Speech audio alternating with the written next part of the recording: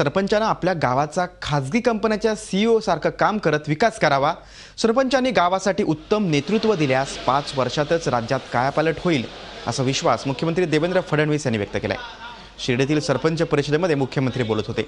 दुष्काळ, नापिकी किंवा अवकाळी पाऊस हा निसर्ग निर्मित नसून मानव निर्मित असल्याचं मत व्यक्त करतानाच शेतकऱ्यांनी आता आपल्या शेतीच्या पद्धतीत बदल करण्याचं आवाहन मुख्यमंत्र्यांनी यावेळी केलं।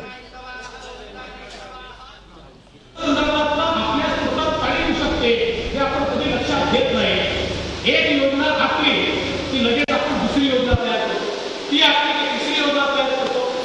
अनेक गावं मी असे बघितले की 4-4 योजना तयार झाल्या आणि तरी देखील गावामध्ये पाणी येत नाही। शाश्वत विकासाचा मूलमंत्र हा आहे, आपल्या जवळच्या संसाधनाचा महत्तम उपयोग करून त्यातला विकास साधणं। केवळ केंद्र सरकारची योजना, राज्य सरकारची योजना आहे आणि मग 5% पैसा भरायचा, कोणी कंत्राटदार होतोय आणि त्यातला आपण योजना करून टाकायची। मला असं वाटतं यातनं कधी शाश्वत विकास होत नाही। झी 24 तास रहा एक पाऊल पुढे।